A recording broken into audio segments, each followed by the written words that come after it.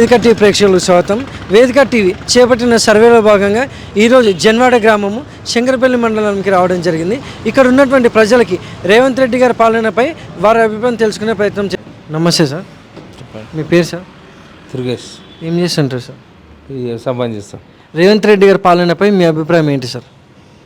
పాలనపై మాకు అంత ఐడియా లేదు, కానీ మాకేంది ఈ చేసిన కష్టం ముందుకు వెళ్ళి ఏమీ తెలియదు. ఏం చేయాలి, మేమే ఉల్టా పెట్టుకోమని వచ్చి వస్తుంది పైసలు.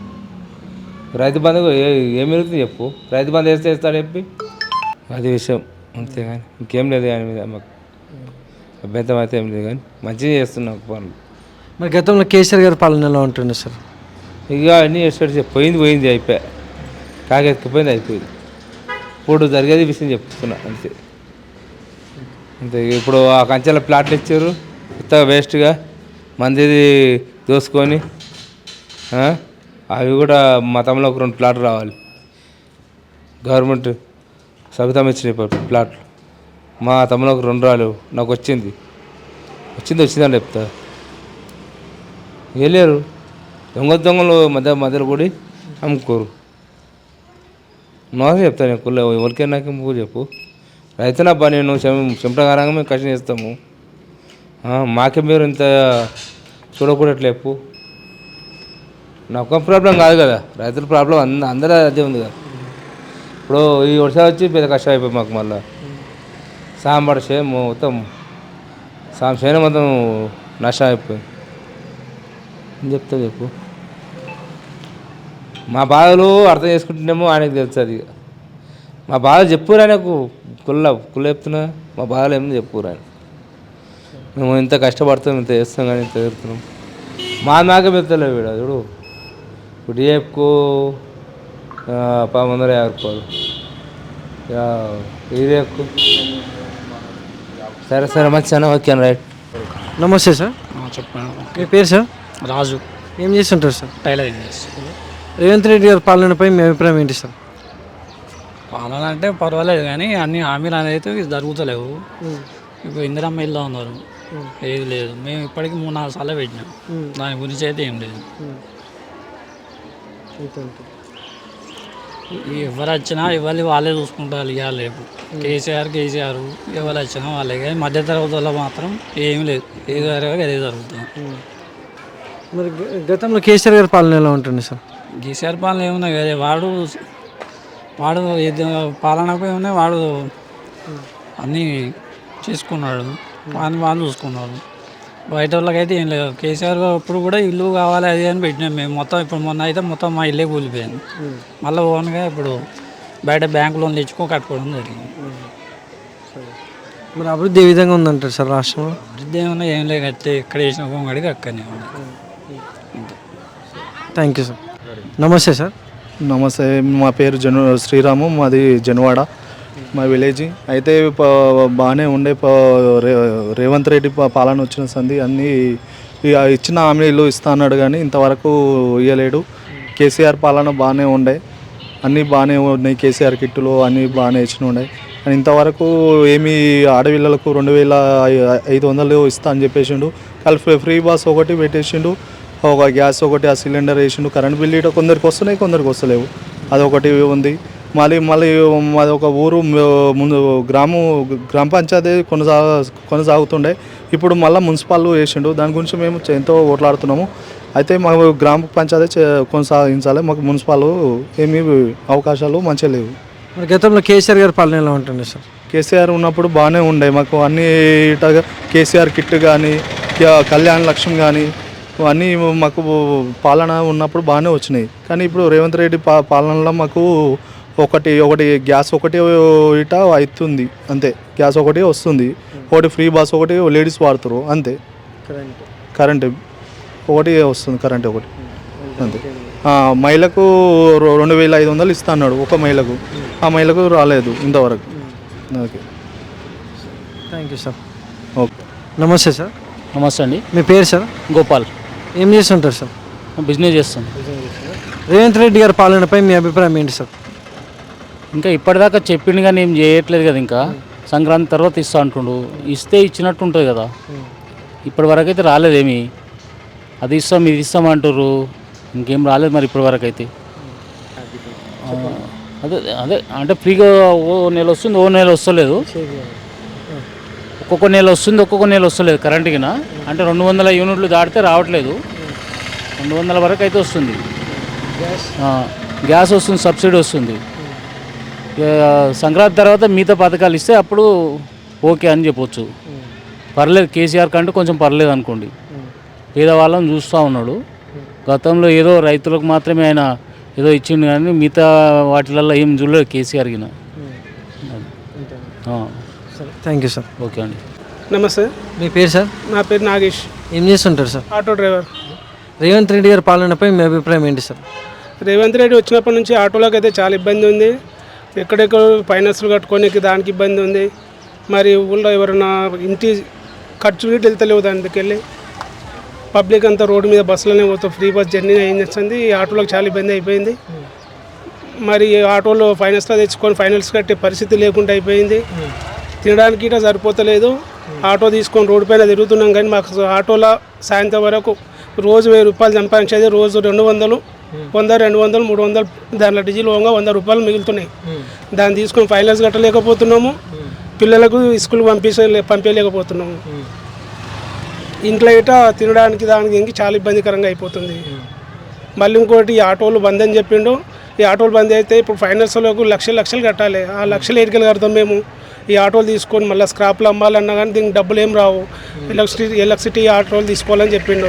ఎలక్ట్రిసిటీ ఆటో కొనడానికి 4 లక్షలు 5 లక్షలు కావాలి. 40,000 కడతాము. 40,000 కట్టినాక ఇంకా 4 లక్షలు కట్టాలి. గవర్నమెంట్ గిట్లా సహకారం చేస్తుంది 40,000. ఆ 40,000 పోగా మేము మళ్ళీ 4 లక్షలు కట్టాలి. 4 లక్షలు కట్టాలంటే మాకు 5 సంవత్సరాలు 6 సంవత్సరాలు అవుతుంది. 6 సంవత్సరాల వరకు ఇక ఎడికెళ్ళి కడతాం మేము? కట్టే సోమత ఇటు ఉండదు. ఫ్రీ జర్నీ అయినందుకు బస్సు ఆటోలలో గిట్ట ఎవరు ఎక్కరు. ఆ ఫైనాన్స్ వెళ్ళే పరిస్థితే మాకు చాలా కష్టంగా ఉంటుంది. మన గతంలో కేసీఆర్ గారి పాలన ఎలా ఉంటుండే సార్? కేసీఆర్ పాలన బాగా నడిచింది. ఆటోలో మంచిగా అది ఏంది ట్యాక్సీ అవి అన్నీ మాఫ్ చేసిండు. ఆటోలు గిట్ట ఏంది అంత అబ్జెక్షన్ లేకుండే, అంత మంచిగా ఉండే, అన్ని సౌకర్యాలు గిట్ట బాగుండే. ఆటోలకు ఇబ్బందికరమైన పరిస్థితి ఏం చేయలేడు ఆయన. ఇప్పుడు ఈయన రేవంత్ రెడ్డి చాలా ఇబ్బందికరంగా చేస్తున్నాడు. Thank you sir. నమస్తే సార్. నమస్తే. మీ పేరు సార్? మా పేరు Prabhakar, Janwada village, mandal Shankarpally, RR district. Revanth Reddy గారి పాలనపై మీ అభిప్రాయం ఏంటి సార్?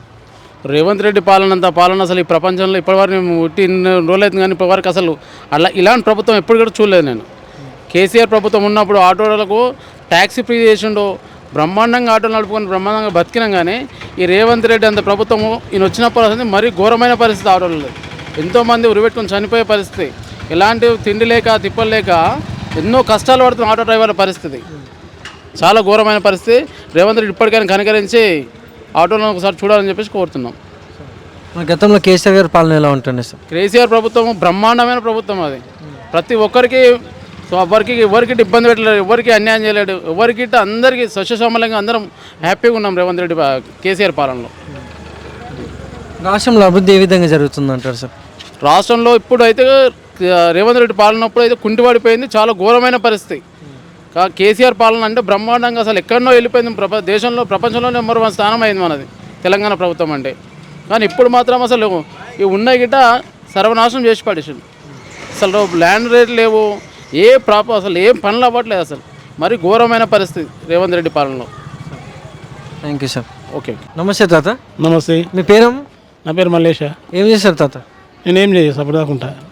రేవంత్ రెడ్డి గారి పాలనపై మీ అభిప్రాయం ఏంటి? రేవంత్ రెడ్డి పాలన అంత అన్యాయం పాలన ఎవరు చేయలేదు. ఆయనను ధరణి అని అట్లా గులగొడుతుండు, ఎప్టెల్ అని ఇట్లా చేస్తుండు. ఇంకేదో ఆ మూసి అంటాడు, మూసి వచ్చిన ముఖ్యమంత్రి కూడా ఆ మూసిని ముందరకు వేసుకుంటారు. ఆ మూసిని ఏడున్నది గానే ఉంటుంది, దాని మీద పైసలు తిప్పుతారు. అట్లా అంటే అభివృద్ధి ఏ విధంగా ఉంది రాష్ట్రంలో? మరి అభివృద్ధి ఏమి చేయలేదు. ఆయన వచ్చిన సంగతి ఏం చేసిండు? ఏ పని చేసిండు? అంతా కేసీఆర్ చేసిండు. ఇంటింటికి నల్లలు ఇచ్చిండు, రోడ్లు మంచిగా చేసిండు, గుళ్ళు కట్టిండు, అన్నీ చేసిండు. ఆయన ఏంది ఈయన వచ్చి ఏం చేసిండు? మరి గతంలో చూసుకుంటే కేసీఆర్ గారి పాలన ఎలా ఉంటుండే సార్?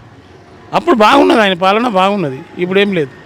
అప్పుడు ఆయన రైతు బంధు ఇచ్చిండు, రైతు బీమా ఇచ్చిండు, కళ్యాణ లక్ష్మి ఇచ్చిండు, మళ్ళా చాలా చెప్పుకుంటూ పోతే చాలా ఉన్నాయి ఆయన. అప్పుడు 200 పింఛన్లు వృద్ధులకు 2,000 చేసిండు ఆయన. ఏ ముఖ్యమంత్రి చేసిండు? 1000 రూపాయలు పెంచేసాడు. 2,000 పెంచిండు. ఒక్కసారి వచ్చినప్పుడేమో 1000 రూపాయలు పెంచిండు, మళ్ళీ వచ్చినప్పుడు 2000 చేసిండు. ఎవరు చేసారు అది? ఇప్పుడు పెద్ద మనుషులు కొడుకులకు ఆశపడుతున్నారు అప్పుడు, ఇప్పుడు పెద్ద మనుషులకు ఆశపడుతున్నారు కొడుకులు. నెల నెలకు పింఛన్ వస్తుంది కదా, మాకేమన్నా ఇస్తారా అని. ఏమరా అట్లా ఆయన పాలన గట్లుండే. ఆయన చేసిన పాలన ఈయన 4000 ఇస్తున్నాడు. ఏంటి 4000? Thank you sir. Thank you. నమస్తే తాత. నమస్తే. మీ పేరు సార్? వీర సత్యయ్య. ఏం చేస్తుంటారు? వ్యవసాయం చేసిన శాతాకుట అయింది. రేవంత్ రెడ్డి గారి పాలనపై మీ అభిప్రాయం ఏంటి సార్? అయ్యా, నా అభిప్రాయం ఏంది, నాకు పింఛని 2 సంవత్సరాలు రావట్టి 2 ఏళ్ళ మీటింగ్ చేసిండు, కాగితాలు ఇచ్చిండు. 2000 పింఛన్ వచ్చింది. నేను బతుకుతున్నా. నాకు 3 కొడుకులు. వీడొకటి అంటాడు, వాడొకటి అంటాడు, వాడొకటి అంటాడు. ఒక బిడ్డ అక్కడ మాట్లాడుతుంటాడు, వాడంటాడు, ఇక్కడ మాట్లాడుతుంటాడు, వాడంటాడు. నిజంగా నాకు విషయం చెప్తా అదే, నాకు ఒక్క పైసీరు నా కొడుకులు. 2000 రూపాయలు పింఛన్ తెచ్చుకుంటా, ఇంత చాను ఏదో తాగుతా. నా కోడళ్ళు ఇంత అన్నం పెడతాను. నా కొడుకులు చేసిన కష్టం గంతకే నేను ఉన్నా. ఈ రేవంత్ రెడ్డి 3000 చేస్తాను, 4000 చేస్తాను, ఏ పని లేదు బిడ్డ. మళ్ళా అదొకటి, భూములు అప్పుడు ప్రాణాల కొత్త పాస్బుక్ వచ్చిన తప్పు పడ్డది. తప్పు పడితే అర్ధెకర భూమి పోయి 2 ఎకరాలు పడ్డది. 2 ఎకరాలు రాసిండు ఏ పటవారం. కొత్తది వచ్చినప్పుడు 2 ఎకరాలు రాసిపోయిండాడు. దాన్ని మురుగశిల సంధి బాధపడుతున్నా. తీసిన నాది అర్ధెకర భూమి ఉన్నది, దాని మీద రైతు బంధు లేదు, ఏమి లేదు అంటున్నా అని నేను బాధపడ్డా. నాకు అర్ధెకర కాదంటున్నా, అప్లికేషన్ పెట్టినా. అక్కడ ఆడియోకు పంపినమంటున్నాడు. ఇంకా తిరిగి రాలేదు. మురుగశిల సంధి బాధపడుతున్నా. మా నాయన ఎక్కడ భూమి అమ్ముకున్నాడో, ఎక్కడ చేసుకున్నాడు అంటే నా కొడుకులు అంటున్నాడు. ఒక బిడ్డకి ఇచ్చుకున్నాడా, వాడు ఏం చేసుకున్నాడా, నా కొడుకులు నా మీద పగబట్టారు. నా బాధ అది ఉన్నది. ఆ కాగితం రాదు. కేసీఆర్ ఉన్న పాలన కాగితం తీసుకుపోతే పక్క పొంటి ఆడవిల్లు ఉండేమన్నది. పెద్ద మనిషిని డాక్యుమెంట్ తీసుకురా, నీ భూమి నీకు చేసిస్తా అన్నది. నా కొడుకు 2 ఎకరాలు అంటే నా వద్ద మార్పిస్తే తోలుకొచ్చిండు. ఈ పాలన కాగితం ఇంక వస్తలేదు. నాకు బాధ ఉన్నది. నాకు అర్ధెకర రావాలి, నాకు ఎక్కువ కావాలని కొట్లాడతలేను.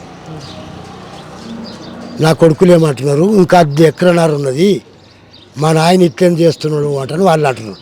రికార్డుకు లేదు ఆడ, న్యాయంతో పోదామంట నేను అంటున్నా. నా కొడుకులు నన్ను అన్యాయం చేసి నన్ను బాధ పెడుతున్నారు. ఇంకా రేపు అది పండుగ వెళ్ళినాక పంచాయతీ పెట్టి 4 కూర్చుని పెట్టి మాట్లాడిపిస్తా. గంతే బిడ్డ.